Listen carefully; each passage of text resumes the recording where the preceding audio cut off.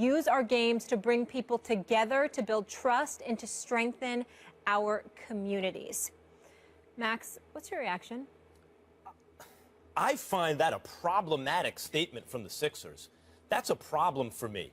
We matter is somehow divisive. We matter doesn't bring people together. I'm an American, and I'm a human being. And if a group of Americans, forget about ongoing oppression. People want to debate that, whatever. If a group of Americans are suffering the effects, the lasting effects of oppression in our history, I mean, that's indisputable. No one disputes that.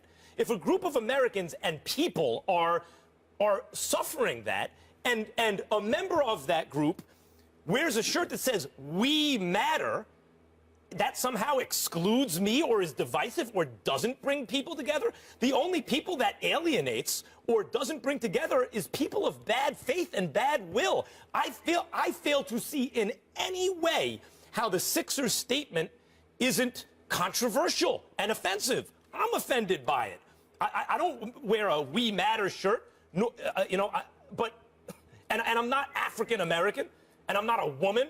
But if she wants to wear that, "We Matter" is now a problem because it alienates people of bad faith who happen to be also paying customers. That's outrageous. I find that outrageous.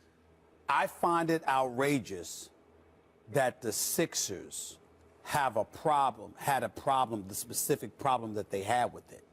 What I don't find outrageous is their decision not to let her sing the national anthem. It's perfectly within their right to do so.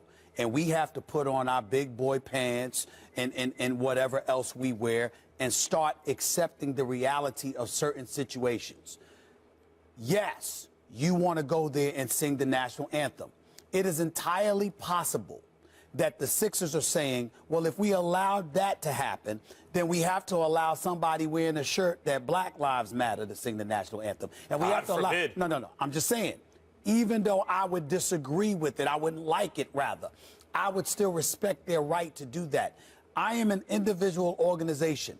The NBA is not a public industry. It's a private industry. They have the right, under the umbrella of the National Basketball Association, to enforce rules and regulations that they deem beneficial to their overall bottom line. Have the right to do it. I got it. I understand that. What I'm saying to you is that if they're sitting there and they're saying, we're going to eradicate any kind of political statement from being made in our venue at the singing of the national anthem, they have a right to do it. They have a right to do it. Let me tell you why that argument fails, because that's not the argument they made. If the Sixers' statement, I'm reacting to their statement, not just her saying they won't let me do it, was, look, social and political issues can be a slippery slope, the way the NFL doesn't let you even do a cancer awareness thing, because who knows what the next statement will be. And we don't want...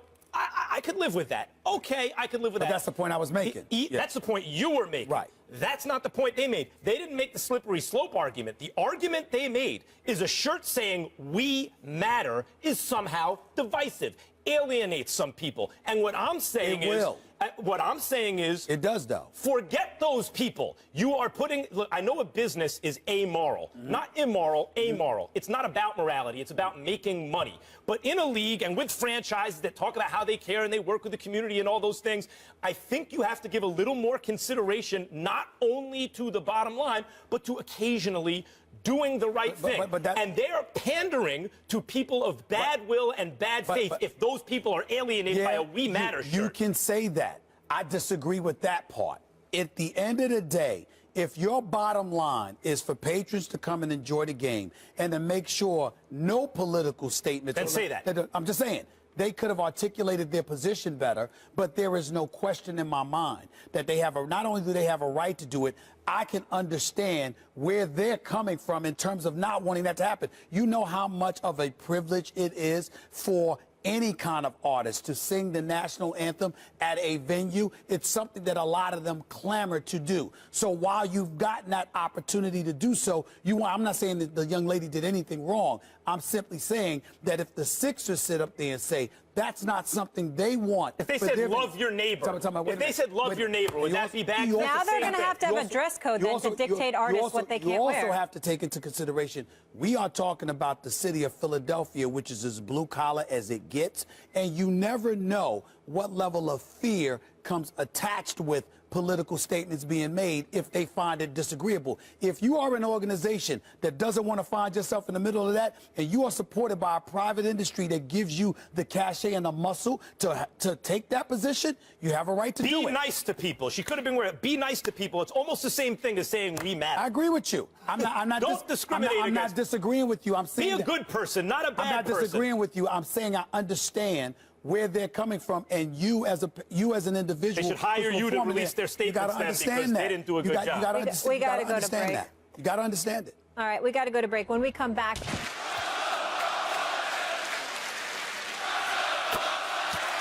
They're chanting, trust the process, in a nod to Sam Hinkie, who was the general manager here.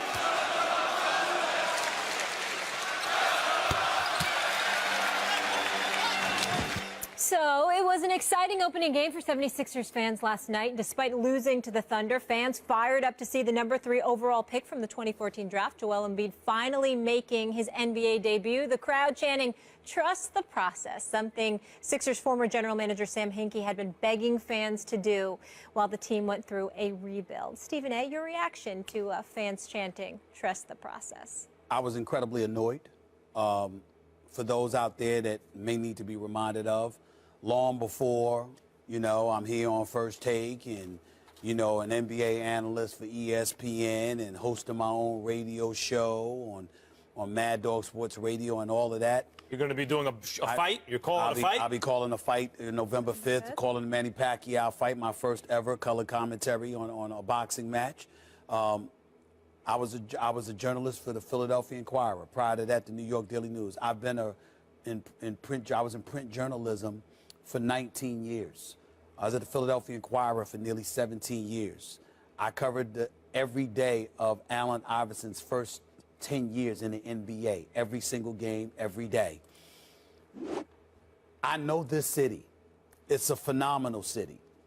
And listening to those chants last night, as much of a great sports town that I just said Philadelphia is, and has been, this annoyed me beyond measure. Because what this organization, specifically Sam Hinkie, did to this city is an atrocity. And I don't care what anybody says. The fact that this man gets to hide and not be front and center, to get interviewed, to have to answer for the things that he did, to me is criminal. Now, I will openly confess something that I've never confessed on national television. I believe that I had, at least in a small way, something to do with the arrival of Jerry Colangelo and ultimately his son, Brian Colangelo, being in Philadelphia. And I'm going to tell you why. Because very few people were harder on the Sixers organization than me. I spoke to the commissioner about it. I spoke to league officials about it. I spoke to members of the Sixers organization about it. They know who the hell they are because they're very influential within the organization. What was being done to the city of Philadelphia was one of the biggest atrocities we have ever seen in sports. Now, certainly when things go wrong and there's an injury here or there, Max, you might tank a season. You're the Spurs, you want to get Tim Duncan #1 in the draft and stuff like that. I get that part, okay? But, Max, they tanked seasons. 18 wins, 19 wins, 10 wins, all under Sam Hinkie. He refused to spend money, wasn't willing to draft veterans or bring veterans on the roster, trying to win basketball games. It is one thing to lose, but it is one thing to be so alarmingly inept that you literally sat back and asked a city, wait, eventually we're going to get there. So in the meantime, why not just stink up the joint for years? For years. While charging them ticket prices to pay to watch that horrible product that they put forth there. There is no, who the hell can't do that job? I can quit right now and do the job that Sam Hinkie did, because you're giving me the license to throw seasons. I understand that he was very adroit with the cap and in terms of the plays that you bring and save them. I get all of that because you got a capologist to help you do that and an analytics dude with the numbers. I'm not knocking him for that. I am saying to you that no matter what he did that was good, he flagrantly was willing to sacrifice even to give the impression of trying to win games in order to do it. For years is my issue. You do it for one, that's fine. But when you're tanking seasons, it can't get much worse for sports than that. And oh, by the way, it was nice to see Joel Embiid last night. He played well. You got a product like him. Look at the guards you had around him. I'm going to leave it at that. Well, first of all, the reason they're chanting trust the process he said trust the process. Embiid. Yes. And they're excited about Embiid, the fans there, and Embiid said trust the process, and look what happened with the process with Embiid. You took him third, his draft stock He's been out for 2 years. Because he's hurt, but he may be a franchise-changing player, and they had the patience to draft him. Would you draft somebody in basketball and wait 2 years for them to get on the court? At number 3 overall, 3 years? You cannot pass on Joel Embiid. You couldn't pass on him. He was too good. I'm just asking you a question. You're going to draft somebody. I'm going to draft somebody in 2013, knowing they ain't going to play before 2016. Sure. As a matter of fact, I want to talk about Sam Hinkie for a second. Go ahead. The reason he did all those things is because he's smart. He is not the smartest guy in the room, but he is smart. He is smart. There are those who could have done what he did and made progress more quickly and also fielded a more competitive product, I believe. That's what I'm saying. That's possible. But just because you didn't hit the optimal thing you could have done doesn't mean you didn't do a good thing. Remember that 13-page letter he wrote when he resigned? I read it start to finish. I found that tone-deaf and self-congratulatory. Yes. However, there was lots of good stuff in it, and here were the two best things. You have to have a tolerance of uncertainty, and you have to be long science. You know, you don't short a stock, you're long on a stock. It means you keep it, you believe in it. He had a tolerance for uncertainty, and he was long science. He trusted the process. Now, he didn't bring it all together, not under his auspices, because the franchise got fed up with him and they lost patience, and maybe because it's people like Stephen A. Smith, maybe Stephen A. Smith himself, who accelerated that. And maybe that's not a good thing. I'm not going to lie to you. I begged them to get rid of him. Begged them. And maybe, begged them. And maybe that's not a good thing. For at least look a at year. The Sixers. Look at the Sixers right now. Unlike a franchise like the Knicks that was actually trying to be good and stunk on ice anyway for year after year after year, or when they are good, they're just mediocre, the Sixers have an extremely bright future. Not only a ton of great draft picks going forward, cap space, flexibility, great young talent on the roster. I'm not questioning any of that. They got players stashed in Europe. So look, just because it didn't all come together yet, that makes him having done a terrible job? Max, I was very, very clear in what I said. I said 19, 18, and 10 wins. Wait a minute. It's one thing to be that bad. It's another thing entirely when you're intentionally trying to be while charging the paying customer. It got so bad, Max. That's where we disagree. Listen, it got so bad, Max, that the commissioner got involved, had conversations, and ultimately the ownership for the Philadelphia 76ers brought Jerry Colangelo in because they said, my God, you can't ask one of the top 5 markets in the United States of America to sit idly by. Listen, I want to address this. Wait, you brought up a lot of stuff. I want to address it. That wasn't a lot. That's a very simple point. That goes to the integrity of the game. Right. When you're taking. However, that's not the GM's fault that the rules incentivize a smart person to take. Max, that's why there was so much you should talk be ashamed about of yourself. redoing the way we draft. Listen, we're not in the NBA. Come out. Let's be clear. Your point is clear. My point is clear. I'm saying you should be ashamed of yourself. You should be ashamed of yourself. Max, that's shameful. This is the point, and you brought it up. Max. You brought it up. You said if you're trying to win and you stink, that's okay. Wrong. You would much rather be a team of a... Wait. Guys, we're taking a break, but we're coming back to this. Finish your last point. You would